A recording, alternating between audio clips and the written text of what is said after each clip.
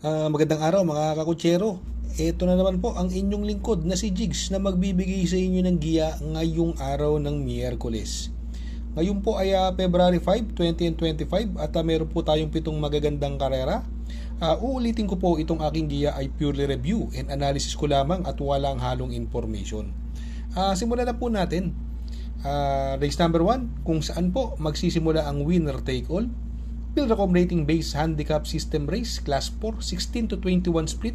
Distansya po rito ay 1,200 meters at dito po meron po tayong 8 kalahok. Dito sa sarili kong opinion, pwedeng mauna po rito yung numero 1 sabi ko na kung makakabalita lang po kayo sa mga koneksyon, malaki po ang panalo niyan. Noong November 15 po, nagpreba po ng 1.28 yan sa 7 oktavo or 1,400 meters at pinatnubayan din po siya noon ni Lester De Jesus. At bagamat posibleng maglabas at may kabit po siya sa uli, yung numero 1 ang bigote, antabayanan niya po yan. Pero mas importante pa rin yung makakuha kayo ng information sa mga koneksyon. Ito pa, sa tingin ko may panalo din po ito, no? Yung numero 6 Darna, no, napapatnubayan ni JG Serrano, no? At ito ang sa tingin ko pwedeng magbigay ng konting pressure sa uno, no? At itong Cold Digger, papatnubayan naman po ni Jomer Storke, no?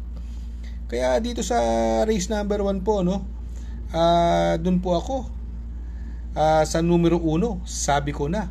At panigundo ko naman po yung numero 7 Cold Digger. Sa race number 2, kung saan po magsisimula ang pick 6, Pilracom rating based handicap system race class 5 6 to 10 split, another 1,200 meters at dito po meron po tayong 7 kalahok. Dito, no, anong karera meron na po ito, no, ang bigote, no. Deremati ito, no, pero pinilit mauna nung karera, no, parang sinubukan lang po, no. Kung makakabalita po kayo sa connection, nalabas po ito at may kabit po sa una.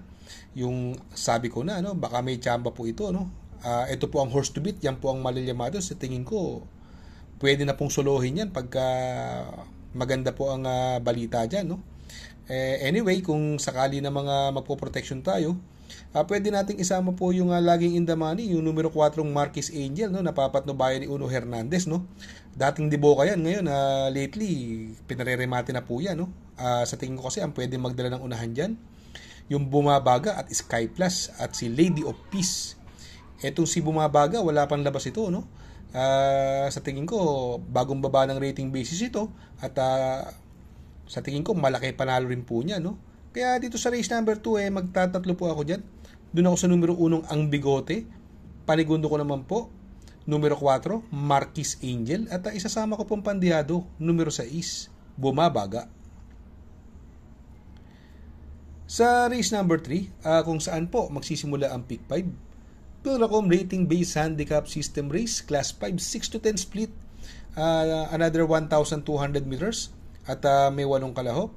Dito po possible scenario po rito, no. Pwedeng mauna rito yung Payday Lady, no. Nung karera nalucha lang po yan, no, nasasakyan ni Joel Q. Cabarrios, no. Although sa tingin ko kakayanin niya ang ere nitong Malibu Bell, no. At ito bagong baba rin po ito, no, galing bakasyon at medyo bumaba ng laban din yung numero 3 ng Macarit, no, nasakay ni Bumbum Villegas, no. Ang baba na po sa laban nito, no. Itong Oktubre 14 gamay po ni Dan Camanyero yan, ito naman si Hot Rod Hearts, hindi masyadong magaganda ang mga tinatakbo lately, although magaangang timbang at ang distansya napakaiksi para sa kanya. Ito naman Golden Buzzer, gamay po ni Claro Espare yan, no? Maganda rin pundyado yan, no? Pero para sa akin itong race number 3 ay magtatatlo po ako dyan. Doon ako sa numero 4 Oktubre 14, panigundo ko naman po numero 3 Macarit at isasama ko pong pandiyado numero 8 Payday Lady. Sa race number 4, kung saan po magsisimula ang pick 4, Pilracom rating based handicap system race class 5 11 to 15 split, distansya po rito ay 1,200 meters at dito po may 8 kalahok. Ito, no, last run nalyamado po ito Bukawi River Town, no, pero balita ko mukhang inayaw lang po yan, although maraming mabilis dito, no. Itong si Hanglus galing sa segundo last run po yan, nasakay ni Mark Alvarez, no, nakotsong-kotso lang po yan. Ito naman Top Pose, tercero po ito last run, no. At ito, may mga mabibilis pa po rito. Andyan po si Tokyo Rumba, no? Kung sakaling magkaroon po ng pressure sa unahan, yung Mount Piapayungan, tersero po dumating yan nung huling laban, no? Nanalo po doon, yung pinakadihado sa lahat, no? Yung sakay ni JT Pabilik. Yung po ang nanalo doon, no? At etong Mount Piapayungan, mukhang kinulang lang to, pero dikit-dikit lang po ito, no? Ito, isa ring pwedeng rumimati rito, no? Yung numero 1 instant message, yung sakay ni Noel Silonar, no? Kaya dito sa race number 4, para sa akin po, magtatatlo po ako dyan. Medyo ayaw ko muna kay Bukawi dahil maraming mabilis. Doon po ako sa numero 2, Mount Piapayungan. Panigundo ko naman po, yung numero 6, Top Pose. At isasama ko rin pong pandiyado, numero 1, instant message. Sa race number 5, Pilracom Rating Base Handicap System Race Class 5, 11 to 15 split. Distance is 1200 meters at dito po may 8 kalahok. Itong pass sailing galing po sa panalo yan, no? At agamay po ni Noel Lunar yan. Pati si Achiholi, no? Achiholi, no? Nasakay ni A. Abrea, no? Galing din po sa panalo yan, mag-uumento pa po yan. Pero itong si Galactus, bagong baba po ng group rating basis, binigay na po kay Pabs Caballero, sa tingin ko malaki chance niya si Galactus. At may preba rin po yan na 1.28 sa 1400 meters. Ang mga pwedeng rumimati po dyan, yung 7 of Diamonds, Tanging Ikaw, Giant Killer yan, magandang dihado po yan, at gamay po ni R.A. Base. Ang tingin ko magdadala ng unahan dito yung Windstorm, no? Si Windstorm po at si Smart Julian. Si Galactus may bilis din po yan at pwede rin isunod. Pero para sa akin itong race number 5, dadalawa na lang po ako dyan. Magtatatlo po ako dyan. Tatlo po ang pipiliin ko dyan. Doon ako sa numero 6 na si Fast Sailing. Panigundo ko naman po, numero 4, Achiholi. At isasama ko po pandihado, yung bagong baba po, yung numero 3, Galactus. Sa race number 6 sa penultimate race, Pilracom Rating Base Handicap System Race, Class 4, 16 to 21 split. Another 1200 meter distance at dito po may 8 pong kalahok. Ito po ito galing sa panalo, no? Tough feeling, no? Kaya lang medyo tumaas na po siya ng laban dito, no? Sa tingin ko pass muna ako sa kanya. Si Flywheel, no? Sa tingin ko ito magdadala ng unahan po rito, no? Nasakay ni Christian Advincula, no? Pinanalo niya pong dihado yan. Although pwedeng humabol sa kanya yung Megan Maxine, pero sa tingin ko hindi kakayanin yung area niyan. Magandang dihado po yan para sa akin. Itong Beltuna, no? Binigay na po kay Mark Alvarez, no? Gamay na gamay niya po yan. Kung maaalala nyo nung mga stakes race niyan, si Mark Alvarez na sumasakay niyan, 2 beses na segundo po yan. At ito naman si Agaron, binigay na po kay John Paul Egusi. Si Big Battle din po, may panalo din po yan. Pero para sa akin po, magtatatlo po ako dito sa kanilang ito. Ang pili ko po dyan, doon ako sa numero 5, Beltuna. Ang panigundo ko naman po, yung numero 3, Agaron, at isasama ko pong pandiyado. Baka makasolo ere, makabulag po, numero 4, Flywheel.